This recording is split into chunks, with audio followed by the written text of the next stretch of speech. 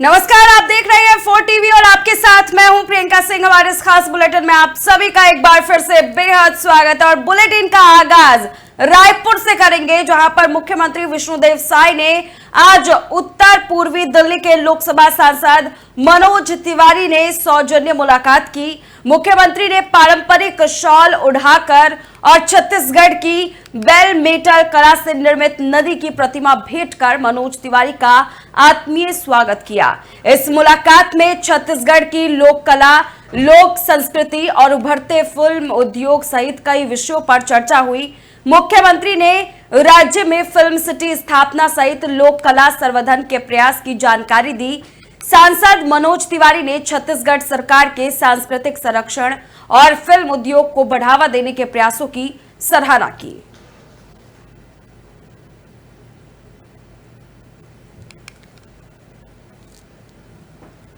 तो आपको बताते हुए चले, मुख्यमंत्री विष्णुदेव साय और मनोज तिवारी के बीच हुई इस मुलाकात की कुछ खास तस्वीरें हम आपके साथ साझा कर रहे हैं। अहम तस्वीरों को देख करके आप अंदाजा लगा सकते हैं कि राजनीति के इतर भी एक मुलाकात इस तरह से भी सामने आती है, जब बेहद ही तमाम मुद्दों को इतर रख करके सांस्कृतिक भेंट की तरह ये मुलाकात की जाती है। मनोज तिवारी और विष्णुदेव साय की अहम तस्वीरें हम आपके साथ साझा कर रहे हैं।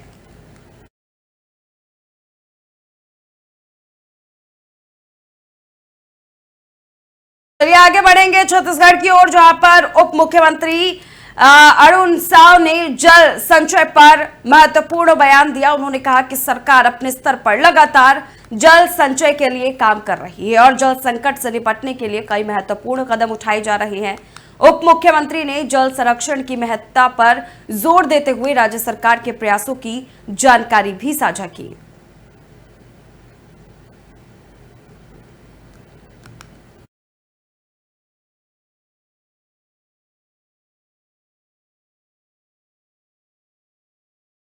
वहीं छत्तीसगढ़ के धमतरी जिले में डीआरजी को बड़ी सफलता मिली है। खल्लारी पुलिस थाना क्षेत्र के सालेह भाट के जंगल में सर्च ऑपरेशन के दौरान डीआरजी टीम ने pipe bomb, cooker bomb, tiffin bomb समेत अन्य आईडी और नक्सल संबंधी बम बरामद किए हैं। बरामद विस्फोटक सामग्री से एक बड़ी साजिश नाकाम हुई है। सुरक्षा बलों ने पूरे क्षेत्र में सर्चिंग तेज कर दी है।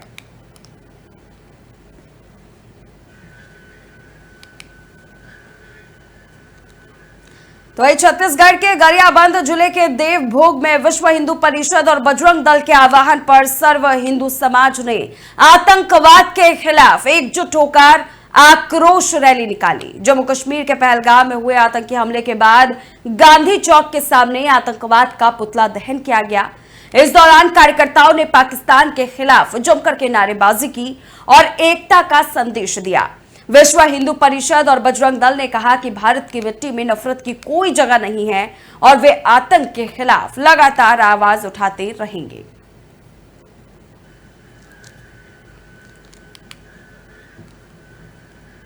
छब्बीस अप्रैल 2023 एक तारीख जिसने छत्तीसगढ़ को दर्द और पीड़ा की गहरी चोट दी।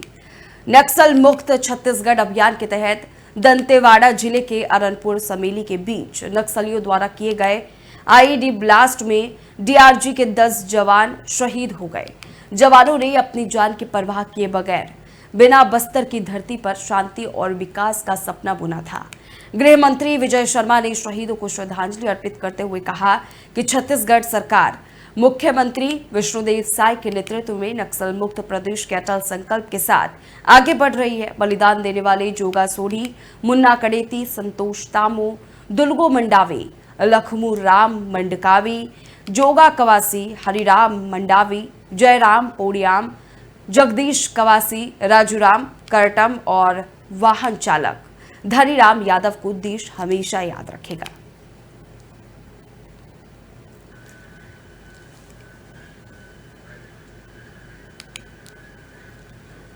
तो रायपुर में उप मुख्यमंत्री अरुण साव ने कांग्रेस नेता राहुल गांधी के हालिया बयानों पर कड़ी प्रतिक्रिया जाहिर की है। उन्होंने कहा कि राहुल गांधी और कांग्रेस का विदेशों में जाकर भारत और चुनाव आयोग का अपमान करना दुर्भाग्यपूर्ण है। उप मुख्यमंत्री ने आरोप लगाया कि कांग्रेस ने अपने निजी स्वार्थों के लिए संविधान को बदलने का काम किया और देश के हितों में समझौता किया। उन्होंने कहा कि कांग्रेस ने देशवासियों के साथ अन्याय किया और अब न्याय यात्रा निकाल रहे हैं। साव ने कहा कि राहुल गांधी की पार्टी चुनाव हारने पर विदेशों में आरोप लगाती है, जबकि जीतने पर चुनाव आयोग पर कोई सवाल नहीं उठाते। उन्होंने कहा कि कांग्रेस अपनी हार को स्वीकार करने के बजाय हमेशा संवैधानिक संस्थानों पर आरोप लगाती रही है। इसके अलावा उन्होंने भूपेश बघेल के आदिवासियों के हिंदू होने से इनकार करने और उनके आरक्षण समाप्ति के आरोप को निराधार बताया। उप मुख्यमंत्री ने कहा कि संविधान में धर्म के आधार पर आरक्षण का कोई प्रावधान नहीं है और छत्तीसगढ़ के मुख्यमंत्री भूपेश बघेल समाज में भ्रम फैलाने का काम कर रहे हैं।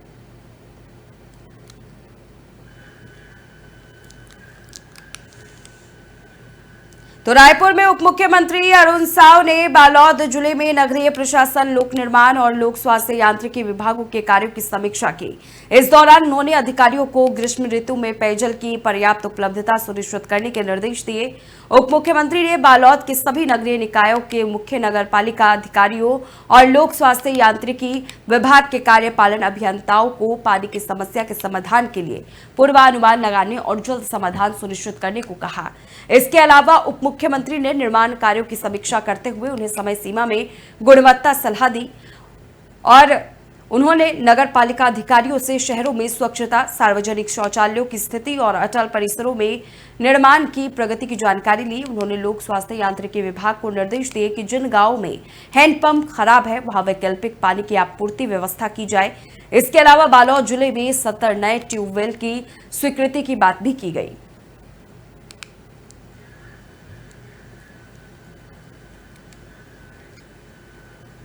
तो चंपा के स्टेशन रोड पर बीती रात एक सनसनीखेज घटना घटी, जब अज्ञात असामाजिक तत्वों ने बर्फपाली स्कूल के पास स्थित 3 ठेलों को आग के हवाले कर दिया। इसमें देव नारायण यादव का चाय नाश्ता ठेला, गोवर्धन श्रीवास की सैलून दुकान और जाकिर हुसैन की साइकिल मरम्मत की दुकान शामिल थी। इस घटना से इन दुकानदारों को लाखों का नुकसान हुआ। देव नारायण यादव को करीब 80,000 रुपए, गोवर्धन श्रीवास को 1,50,000 रुपए और जाकिर हुसैन को 70,000 रुपए का अनुमानित नुकसान हुआ है। ये तीनों दुकानदार सड़क किनारे मेहनत मजदूरी करते थे और अब खाक हुए सामान के सामने बैठकर अपनी किस्मत को कोस रहे हैं। ये घटना मेन रोड पर हुई है, जहां रात भर पुलिस की पेट्रोलिंग होती है। सवाल उठता है कि जब इस तरह की घटनाएं मुख्य मार्ग पर हो सकती है तो अन्य इलाकों की सुरक्षा का क्या होगा। स्थानीय लोग इस घटना को लेकर आक्रोशित हैं और प्रशासन से दोषियों की गिरफ्तारी और पीड़ित दुकानदारों को मुआवजा देने की मांग कर रहे हैं।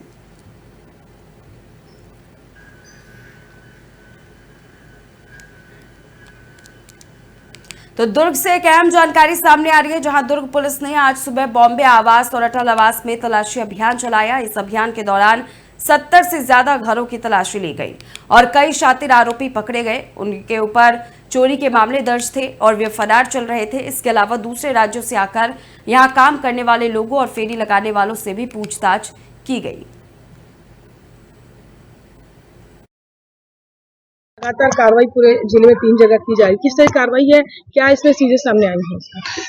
ये पुलिस के द्वारा जो नित्य किए जाने वाली कार्रवाई है, एक तरह से जो भी अवैध प्रवासी हैं, जो यहाँ पे बिना डॉक्यूमेंट के रह रहे हैं, जो गुंडे बदमाश प्रकृति के लोग हैं, जो बाहर से भी आके यहाँ पे रह रहे हैं, जो अपनी पहचान छुपा के, तो उनको एक कार्रवाई करने के उद्देश्य से यहाँ पे आज सुबह 4:30 बजे पुलिस के द्वारा छापेमारी की कार्रवाई की गई थी। प्रॉपर उर्ला की अगर मैं बात करूँ तो यहाँ पे छापेमारी के दौरान कुछ मिले हैं जो आपराधिक किस्म के लोग मिले, जिनको भी ऊपर कार्रवाई की जा रही है। साथ ही छिनैती वाला जो एक अपराध था उसके भी 2 लोग मिले हैं, सामान के साथ पूछताछ की जा रही है और साथ ही चोरी के बाइक भी मिले हैं और कुछ वारंटी हैं जिनके हमको पकड़ने में सफलता प्राप्त मिली है। क्या इस घटना में पहलगाम जो हुई है अभी घटना, जिसके बाद लगातार देश भर से पाकिस्तानी नागरिकों को चिन्हित किया जा रहा है, उससे भी कहीं जोड़कर गृह मंत्री विजय शर्मा जी ने भी इसमें आदेश जारी किए थे सभी पहचान करने को लेकर? हाँ, तो ये सभी का आधार कार्ड, सभी का सत्यापन। मध्य प्रदेश से एक अहम खबर सामने आ रही है, जहां 288 पाकिस्तानी नागरिकों को 29 अप्रैल तक भारत छोड़ने का आदेश दिया गया है। ये वे नागरिक जो शॉर्ट टर्म और मेडिकल वीजा पर भारत आए थे। भारत सरकार ने स्पष्ट रूप से नागरिकों को 48 घंटे के भीतर देश छोड़ने के लिए कहा। इससे पहले भोपाल, इंदौर, जबलपुर और ग्वालियर जैसे शहरों से इन नागरिकों की पहचान की जा रही है। वहीं लगभग 7500 पाकिस्तानी नागरिक जो हिंदू समुदाय से है, उन्हें अस्थायी राहत दी गई है, क्योंकि वे लंबे समय से लॉन्ग टर्म वीजा पर भारत में रह रहे हैं। केंद्र सरकार का आतंकवाद के खिलाफ कड़ा रुख भी सामने आया, जिसके चलते आतंकवाद के खिलाफ कई संगठनों ने विरोध प्रदर्शन भी किए। इस कार्रवाई से मध्य प्रदेश में पर्यटन, व्यापार और सामाजिक माहौल पर भी असर पड़ा है, जिसमें यात्रा रद्दीकरण और व्यापार पर प्रतिकूल प्रभाव देखा जा रहा है।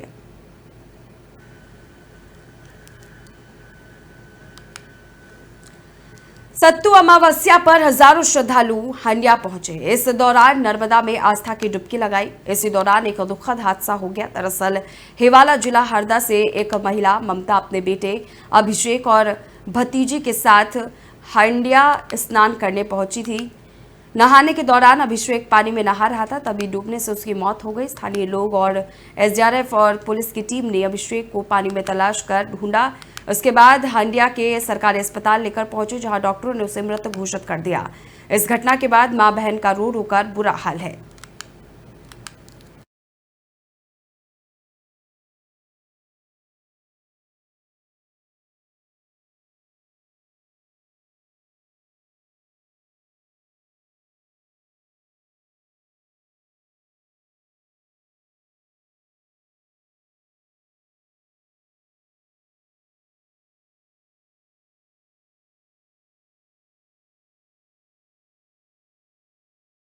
चलिए आगे बढ़ेंगे। मंदसौर जिला पुलिस अधीक्षक अभिषेक आनंद ने हाल ही में पुलिस अधिकारियों के तबादले का आदेश जारी किया है। इस आदेश के तहत जिले के कई थाना क्षेत्रों और चौकियों पर तैनात 12 उप निरीक्षकों सहित टीआई का तबादला किया गया है।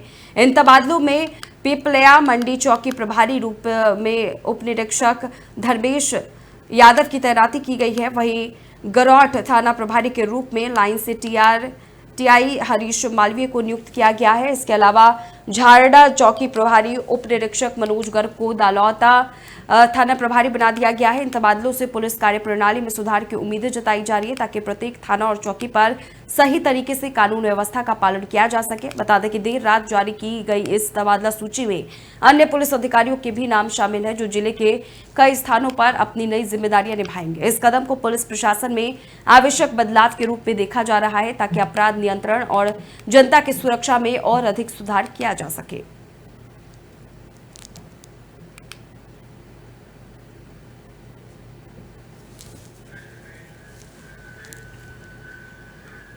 तो केरल के तिरुवनंतपुरम रेलवे स्टेशन पर उस समय हड़कंप मच गया, जब ईमेल के जरिए बम की धमकी दी गई। सूचना मिलते ही पुलिस और डॉग स्क्वाड की टीम स्टेशन पर पहुंची और संघन जांच अभियान चलाया गया। यात्रियों की सुरक्षा को देखते हुए स्टेशन पर अतिरिक्त सतर्कता बरती गई। पुलिस की जांच के बाद फिलहाल रेलवे स्टेशन को सुरक्षित घोषित कर दिया गया है। धमकी किसने और क्यों दी, इसकी जांच अभी भी जारी है।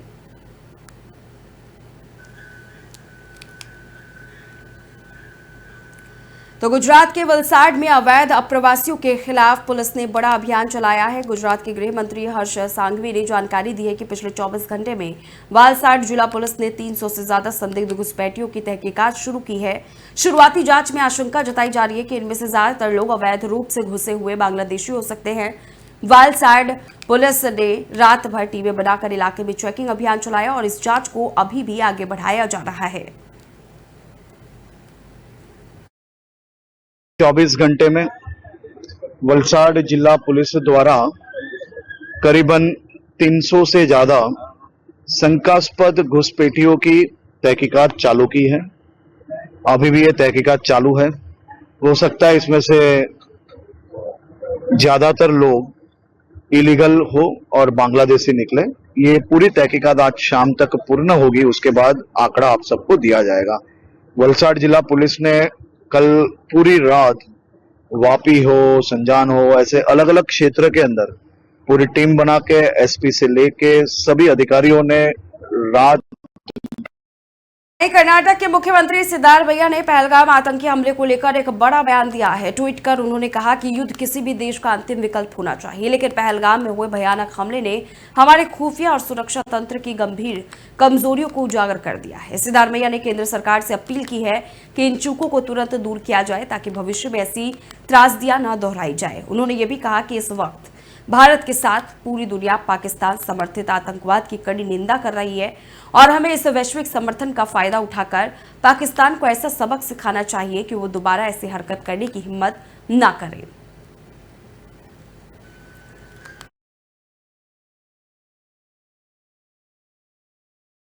तो वहीं पटना में आयोजित व्यापारियों की महासभा में आरजेडी नेता और बिहार के पूर्व उप मुख्यमंत्री तेजस्वी यादव ने बड़ा ऐलान किया है। तेजस्वी यादव ने कहा कि हम सब मिलकर 2025 में बिहार में सरकार बनाएंगे।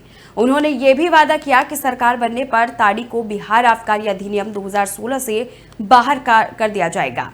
तेजस्वी ने मौजूदा सरकार पर निशाना साधते हुए कहा कि पुलिस और सरकार व्यापारियों का सबसे ज्यादा शोषण कर रही है। उन्होंने व्यापारियों से अपील की कि अब समय आ गया है कि वे वोट के जरिए सरकार पर हमला बोले।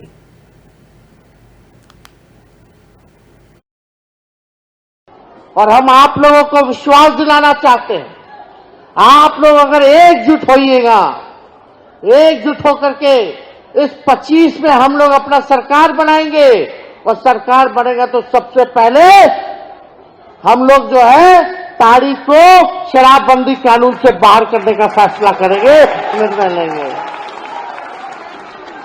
जैसे पहले से चलता था उसी हिसाब से होना चाहिए कि नहीं होना चाहिए? हाथ उठा करके बोलिए, होना चाहिए कि नहीं होना चाहिए? सबसे ज्यादा पुलिस का लोग, सरकार के लोग आप लोगों का शोषण करते हैं कि नहीं करते? तंग करते हैं कि नहीं करते? सबसे ज्यादा नुकसान आपको हुआ है कि नहीं हुआ है? तो अब समय आया है कि आप सब एकजुट होकर के वोट का चोट जो है इस मौजूदा सरकार को आप लोग देने का काम। लोक जनशक्ति पार्टी की कहानी सिर्फ एक राजनीतिक संगठन की नहीं बल्कि सामाजिक न्याय और दलित सशक्तिकरण आंदोलन की गूंज है, जिसकी शुरुआत रामविलास पासवान ने की थी। अब ये जिम्मेदारी उनके बेटे चिराग पासवान उठा रहे हैं। कैसा है ये सफर और बिहार की राजनीति में क्या दमखम है, जरा समझिए इस रिपोर्ट के जरिए। इतिहास की शुरुआत, रामविलास पासवान की विरासत।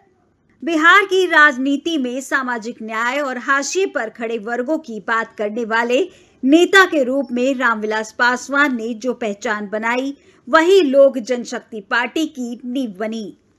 वर्ष 2000 में स्थापित इस पार्टी का उद्देश्य दलित, पिछड़ा वर्ग और गरीब तबकों के लिए एक मजबूत राजनीतिक मंच तैयार करना था।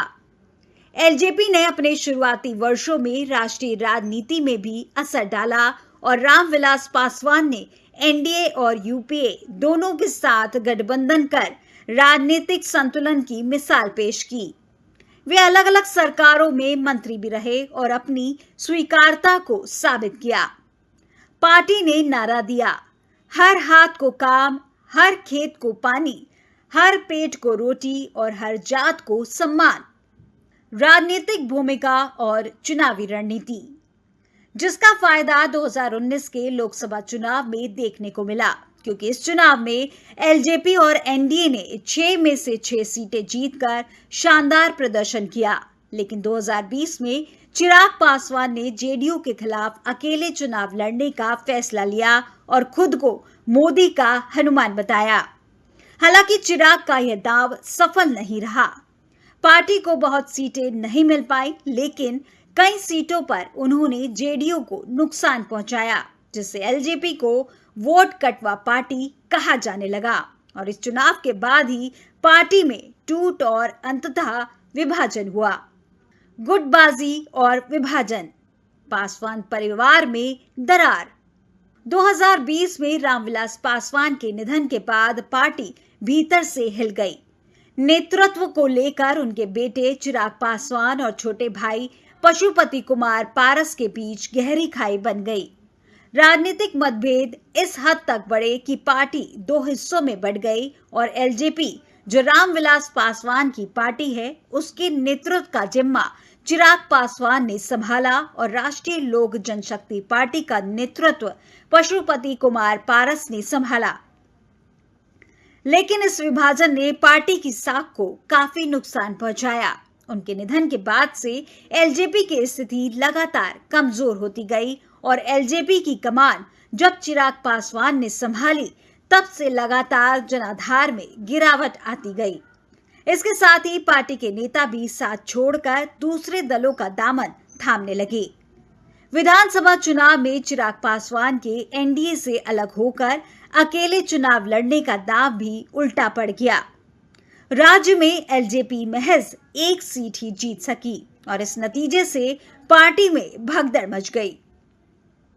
इसके साथ ही बीजेपी और दूसरे दलों से आए नेताओं का भी मोहभंग होने लगा था, जहां एलजेपी के कई सारे नेताओं ने पार्टी को अलविदा कहकर जेडीयू का दामन थाम लिया। इसके चलते चिराग पासवान के सामने कई चुनौतियां खड़ी हो गईं और उनके सियासी भविष्य को लेकर भी सवाल खड़े होने लगे। लेकिन चिराग पासवान ने खुद को रामविलास की राजनीतिक और वैचारिक विरासत का असली उत्तराधिकारी बताया और लड़ाई जारी रखी। 2024 की तैयारी और सियासी पुनर्वास। 2024 लोकसभा चुनाव से पहले उन्होंने बीजेपी के साथ फिर से गठजोड़ कर अपनी ताकत को फिर से राजनीतिक मंच पर स्थापित करने की कोशिश की, जिसमें चिराग पासवान काफी सफल हो चुके हैं, क्योंकि 2024 लोकसभा चुनाव में चिराग पासवान की पार्टी ने 5 सीटों पर चुनाव लड़के सभी पर जीत हासिल की, जिससे बिहार के साथ साथ राष्ट्रीय राजनीति में उनका कद बड़ा हो गया और वे सही मायने में बीजेपी के हनुमान बन गए। अपनी राजनीतिक धुरी को बनता देख चिराग का फोकस अब सिर्फ बिहार नहीं बल्कि राष्ट्रीय राजनीति में खुद को स्थापित करने का है। वे बिहारी गौरव और युवा नेतृत्व की छवि के साथ एक नई एलजेपी तैयार कर रहे हैं। चुनौती और अवसर, क्या चिराग दोहरा पाएंगे इतिहास? एलजेपी को आज 2 प्रमुख चुनौतियों का सामना है। पार्टी को दोबारा संगठित करना और खोए हुए जनाधार को वापस पाना, साथ ही सामाजिक न्याय की नई परिभाषा गढ़ते हुए युवा वर्ग और शहरी वोटरों को जोड़ना। वहीं उनके पास बड़ा अवसर भी है, एनडीए के साथ रहकर संसदीय राजनीति में मजबूत वापसी। बिहार में नीतीश विरोधी वोटों को अपने पक्ष में करना, खुद को रामविलास की विरासत प्लस नई पीढ़ी का नेता के रूप में पेश करना। लोक जनशक्ति पार्टी का सफर सिर्फ एक राजनीतिक दल का नहीं बल्कि एक आंदोलन की कहानी है, एक ऐसी आवाज जो हाशिए पर खड़े लोगों के लिए बनी थी। चिराग पासवान के पास आज मौका है कि वे इस पार्टी को नई दिशा दें, जहां विरासत और विजन दोनों का मेल हो। अब सवाल है कि क्या चिराग पासवान अपनी पार्टी को टूट के बाद जोड़ पाएंगे? क्या वे अपने पिता की राजनीतिक पूंजी को एक नई शक्ति में बदल सकेंगे? इतिहास की शुरुआत, रामविलास पासवान की विरासत। बिहार तो लगातार पाकिस्तान में आतंकी हमले को लेकर के सुगबुगाहट देखने को मिल रही है, वहीं दूसरी तरफ भारत भी अपने एक्शन की तैयारी में है। इसी बीच एक खास रिपोर्ट हम आपके लिए लेकर के आए हैं, देखिए हमारी रिपोर्ट। पीएम मोदी ने पहलगाम में निर्दोष पर्यटकों को मारने वाले आतंकियों को मिटाने के साथ साथ पाकिस्तान का नाम लिए बगैर सख्त चेतावनी दी है। पीएम ने इस बात को हिंदी में ही नहीं बल्कि अंग्रेजी में भी दोहराया है, जिसका सीधा मतलब है प्रधानमंत्री ने बिहार और देश के साथ साथ दुनिया तक अपनी बात पहुंचाने की कोशिश की है। वहीं आतंकी हमले की निंदा करते हुए सभी नेताओं ने एक सुर में आतंकवाद के खिलाफ कड़ी कार्रवाई की बात कही है। तो आखिर किसने क्या कहा, ये रिपोर्ट देखिए। ये हमला सिर्फ निहत्थे पर्यटकों पर नहीं हुआ है, देश के दुश्मनों ने भारत की आत्मा पर हमला करने का दुस्साहस किया है। मैं बहुत स्पष्ट शब्दों में कहना चाहता हूं, जिन्होंने ये हमला किया है उन आतंकियों को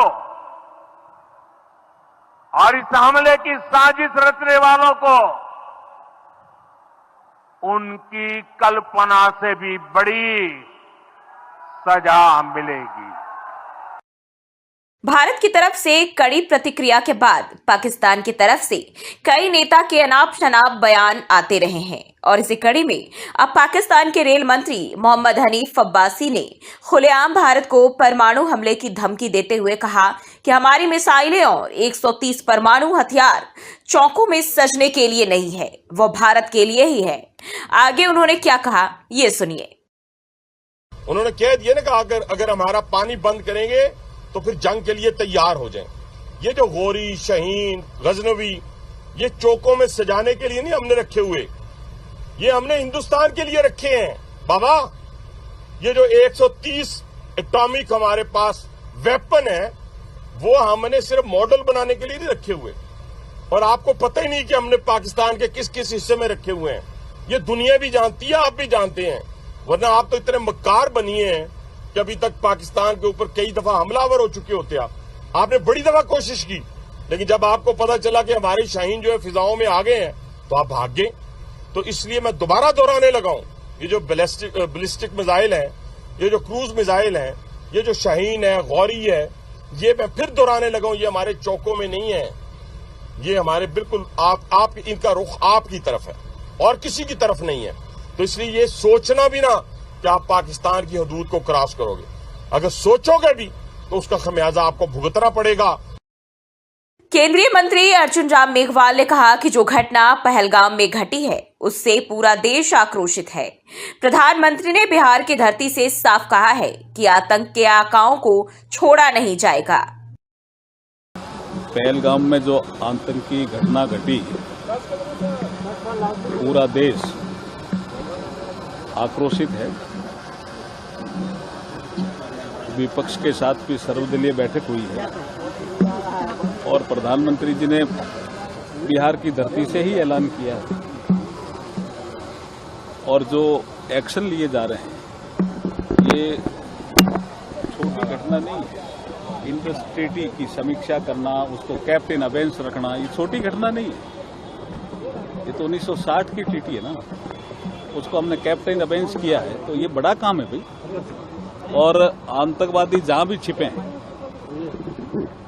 उनको निश्चित रूप से सजा मिलेगी, और जो आतंक की घटना को अंजाम देने वाले उनके आका हैं उनको भी सजा मिलेगी। वहीं बीजेपी नेता रविंदर रैना का कहना है कि पहलगाम में हुआ हमला इंसानियत को शर्मसार करने वाला है। कश्मीरी नौजवान आदिल शाह की शहादत पूरे देश को झकझोर गई है। पाकिस्तान के आतंकियों ने कश्मीर को बर्बाद किया है और अब उन्हें इसकी भारी कीमत चुकानी पड़ेगी। जो पहलगाम में दहशतगर्दाना हमला हुआ, वो इंसानियत को भी शर्मसार कर गया। बेगुनाहों का कत्ल हुआ है। यहाँ सयाहों को निशाना बनाया गया, सैलानियों, टूरिस्टों को निशाना बनाया गया। वहीं आदिल शाह साहब, जो कि कश्मीर का ही एक नौजवान है, वो इस हमले में शहीद हो गए। बेगुनाह लोगों का खून बहाना बहुत बड़ा गुनाह है, बहुत बड़ा गुनाह पाकिस्तान के दहशतगर्दों ने किया है। और जिन्होंने भी ये पाप, ये अपराध, ये गुनाह किया है, उन्हें इसकी भारी कीमत चुकानी पड़ेगी। ये बहुत गलत हुआ है। पिछले 35-40 सालों में कश्मीर को बर्बाद किया है, कश्मीर को लहूलुहान किया है इन पाकिस्तान के दहशतगर्दों ने। बिहार में भी इस हमले को लेकर बीजेपी नेता ने तीखी प्रतिक्रिया दी। पार्टी के प्रदेश अध्यक्ष दिलीप जायसवाल ने कहा कि प्रधानमंत्री इस घटना से व्यथित है। प्रधानमंत्री चिंतित है कि दुनिया को यह संदेश जाए कि भारत आतंकवाद के खिलाफ जीरो टॉलरेंस की नीति पर चलता है। प्रधानमंत्री जी बहुत ही व्यथित हैं इस मामले को लेकर के, जो पहलगाम की घटना घटी, और पूरा देश स्तब्ध है। प्रधानमंत्री जी भी उसी दुखी मन से अभी कैसे इस देश के साथ जो आतंकवादियों ने जिस घटना को अंजाम दिया है, पूरे दुनिया में एक संदेश जाए कि भारत इस चीज को सहन नहीं करेगा, इस बात के लिए प्रधानमंत्री जी चिंतित हैं। पहलगाम हमले ने एक बार फिर से देश को आतंकवाद के खिलाफ एकजुट कर दिया है। सरकार की ओर से स्पष्ट संकेत मिल चुका है आतंक और उसके समर्थकों को। तो फिलहाल इस खास बुलेटिन में बस इतना ही। रुकेंगे एक छोटे से ब्रेक के लिए। ब्रेक के उस पार खबरों का सिलसिला जारी है।